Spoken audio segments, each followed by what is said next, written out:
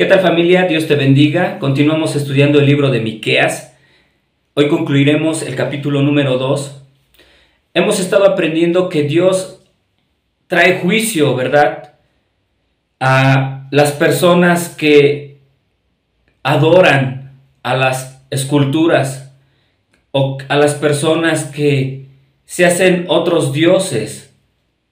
A estas personas que inclinan su corazón, aún sus rodillas, a este tipo de creación, Dios trae juicio.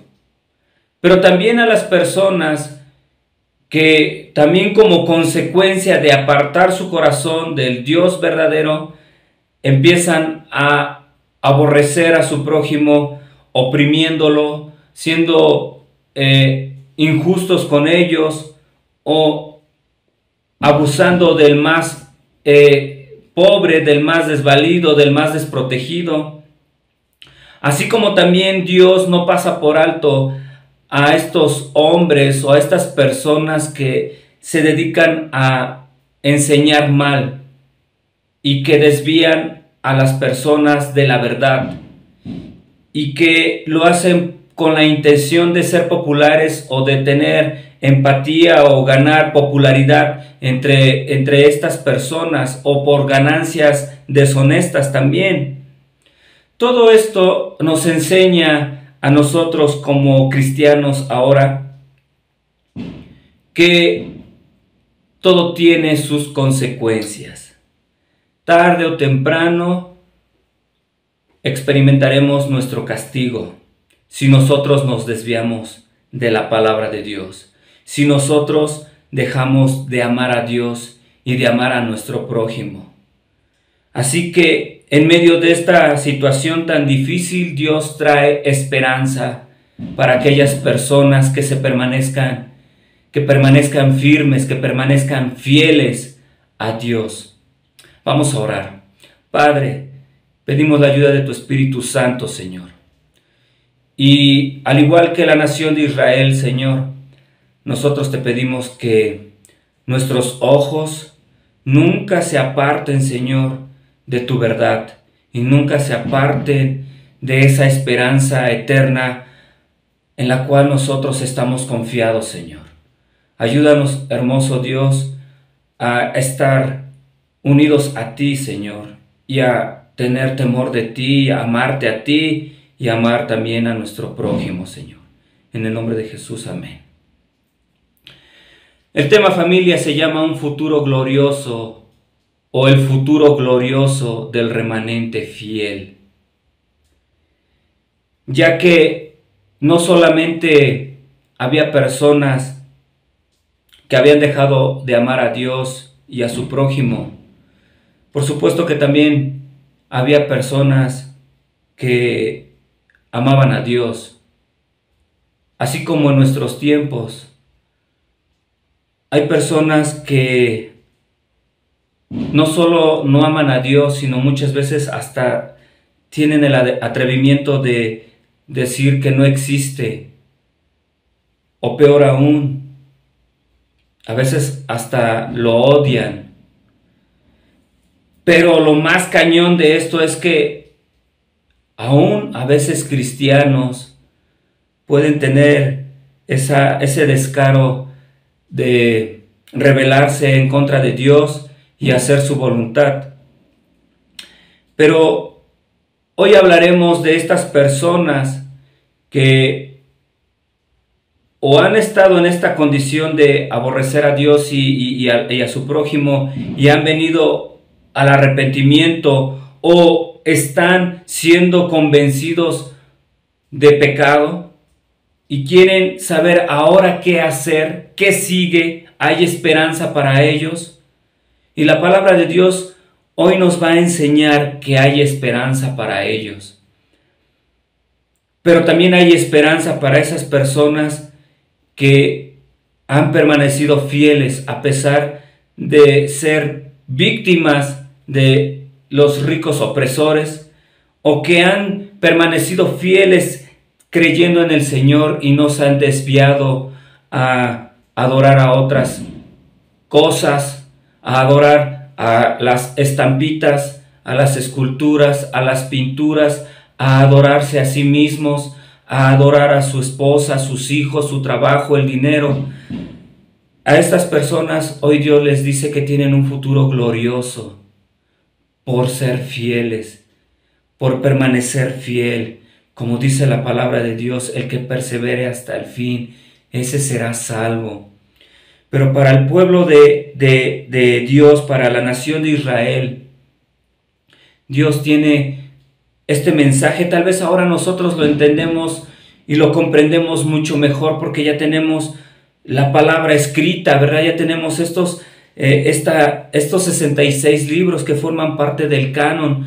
Pero en ese tiempo Dios hablaba a través de los profetas y era necesario también darles este mensaje de esperanza, hablarles acerca de un futuro glorioso que esperaba para ellos. Y es un futuro que no iba a depender de un gobierno, hablando políticamente o espiritualmente, de los sacerdotes o de los falsos profetas. No iba a provenir de este tipo de medios la provisión de esta gloriosa restauración. Iba a venir directamente de parte de Dios. Vamos a leer Miqueas capítulo 7, versículo 18. Dice así la palabra de Dios: ¿Qué Dios como tú, que perdona la maldad y olvida el pecado del remanente de su heredad?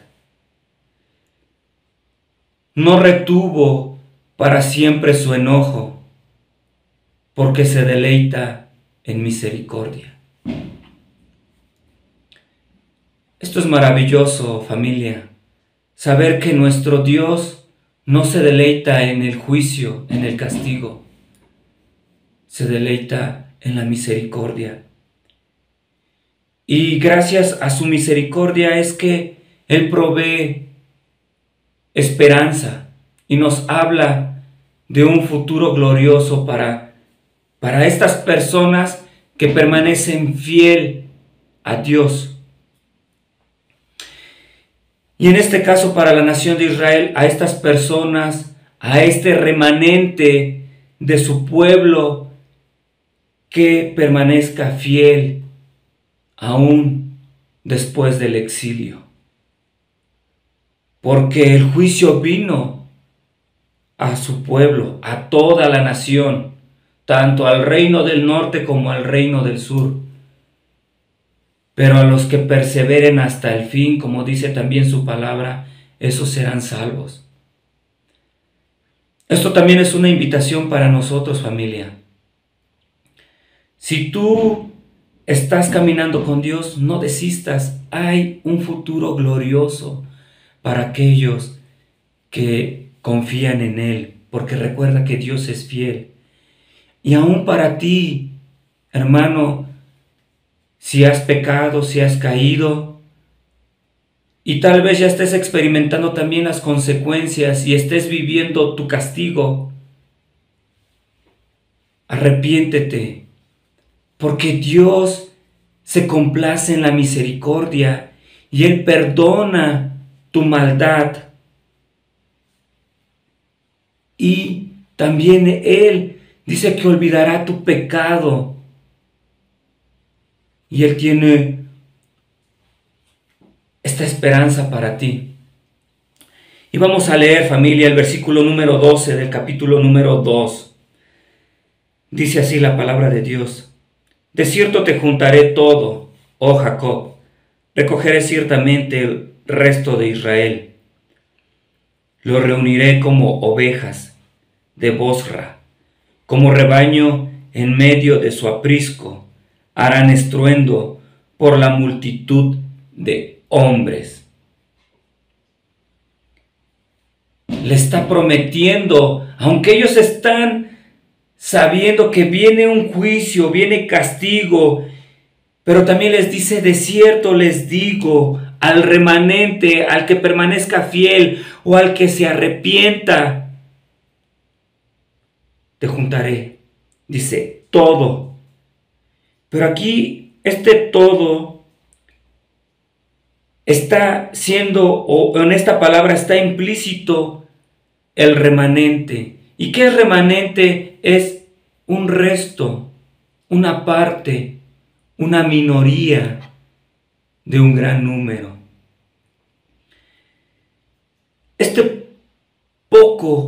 Este resto de hombres y mujeres, de personas que permanezcan fieles, les espera un futuro glorioso. Les dice, ciertamente los recogeré, los reuniré como ovejas de Bosra. Bosra era una ciudad principal de Edom. Y esta ciudad era conocida porque se dedicaba a la crianza de ovejas. También dice como rebaño en medio de su aprisco.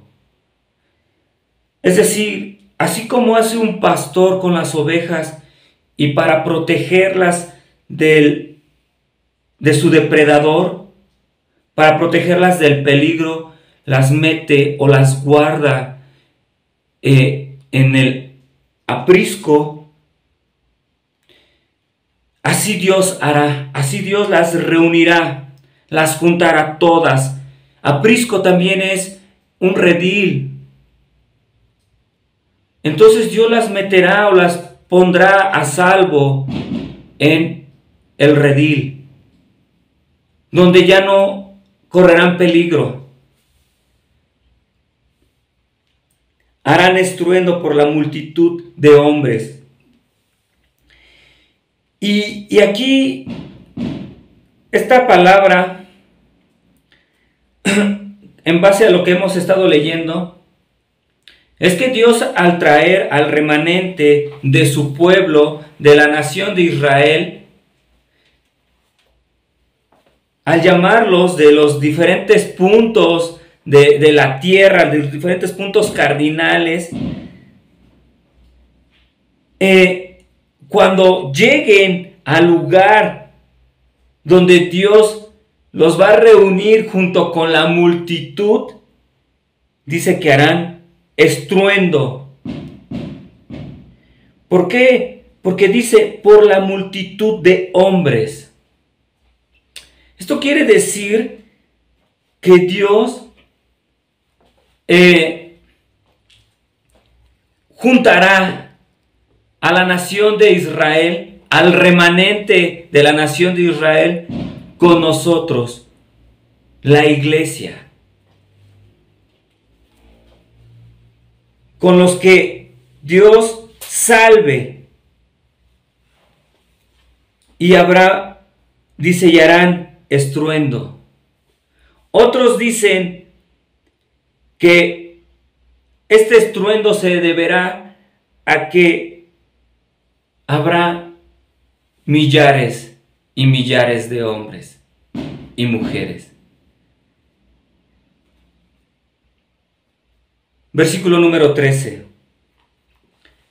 Subirá el que abre caminos delante de ellos, abrirán camino y pasarán la puerta, y saldrán por ella, y su rey pasará delante de ellos, y a la cabeza de ellos Jehová.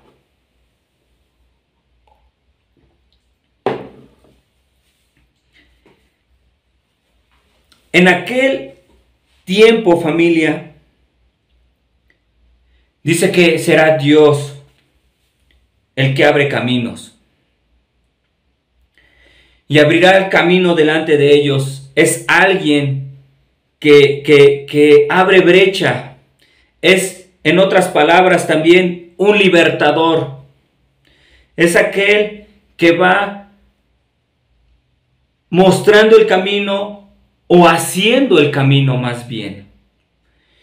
Y esto nos recuerda a Jesucristo, nuestro Señor, que Él es el camino, la verdad y la vida. Pero también aquel que abre caminos, es decir, abre brechas, también se le puede decir que es aquel que es un salvador, aquel que es un libertador. Y esto nos recuerda cuando estudiamos el libro de Abdías, en el versículo 21, recuerda que nada más es un solo capítulo, y en el último versículo dice: y subieron salvadores al monte de Sión para juzgar al monte de Esaú, y el reino será de Jehová. Dios, a través de nuestro Señor Jesucristo, nos mandó un Salvador, pero a su vez nuestro Salvador nos ha dado la ordenanza de ir y hacer discípulos a todas las naciones. Pero nosotros solamente somos embajadores.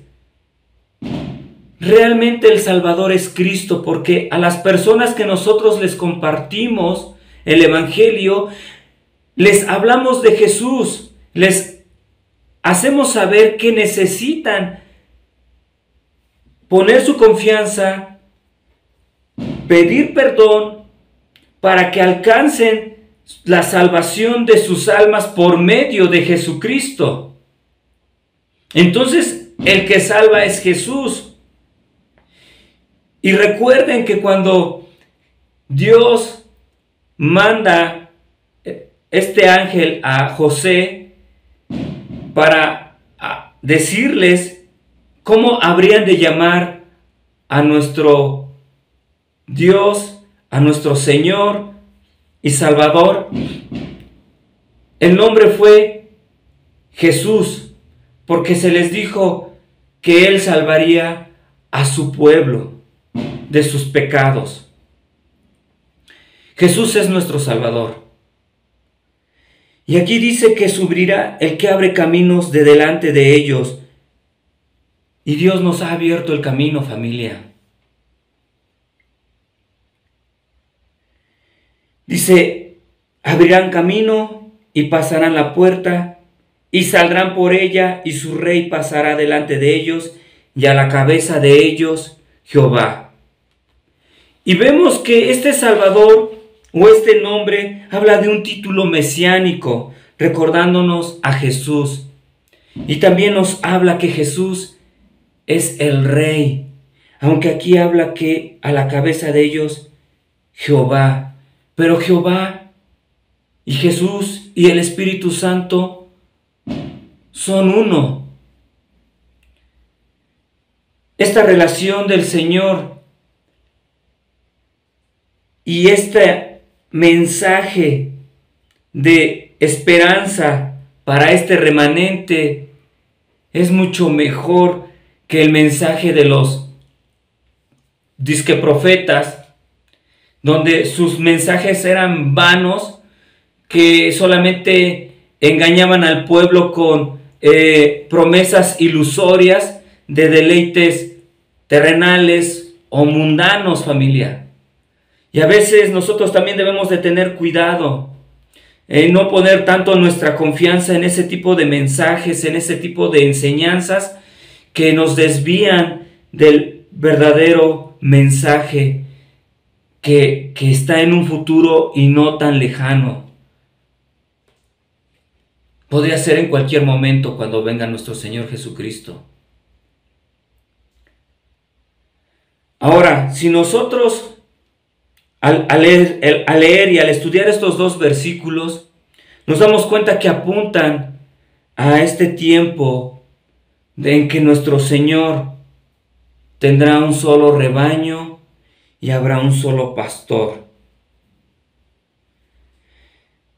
Vamos a leer Juan capítulo 10 y vamos a leer desde el versículo 1 en adelante. Dice así la palabra de Dios: de cierto os digo, el que no entra por la puerta en el redil de las ovejas, sino que sube por otra parte, ese es ladrón y salteador. Mas el que entra por la puerta, el pastor de las ovejas es. A este abre el portero, y las ovejas oyen su voz, y a sus ovejas llama por su nombre y las saca. Y cuando ha sacado fuera las propias, va delante de ellas, y las ovejas le siguen porque conocen su voz.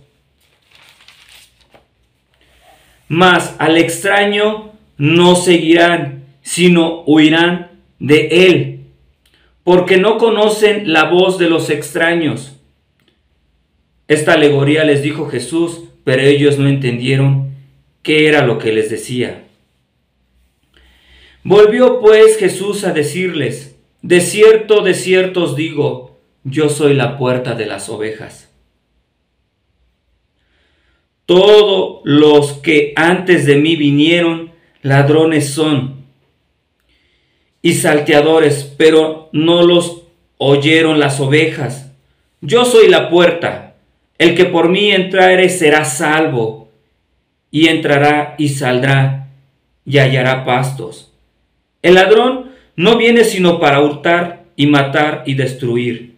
Yo he venido para que tengan vida y para que la tengan en abundancia. Yo soy el buen pastor. El buen pastor su vida da por las ovejas.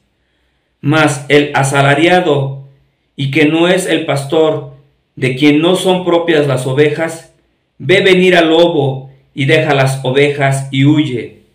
Y el lobo arrebata las ovejas y las dispersa. Así que el asalariado huye porque es asalariado, y no le importan las ovejas. Yo soy el buen pastor, y conozco mis ovejas, y las mías me conocen. Así como el Padre me conoce, y yo conozco al Padre y pongo mi vida por las ovejas, también tengo otras ovejas que no son de este redil. Aquellas también debo traer, y oirán mi voz, y habrá un rebaño y un pastor. Este mensaje del futuro glorioso del remanente fiel, familia, aún es para nosotros. Nosotros no debemos prestar atención a la voz de otros falsos profetas. Aquí Dios los menciona como falsos pastores, asalariados. Nosotros tenemos que oír la voz de nuestro pastor. ¿Y cómo vamos a reconocer la voz de nuestro pastor? ¿Cómo vamos a saber qué son sus palabras si no conocemos la Biblia?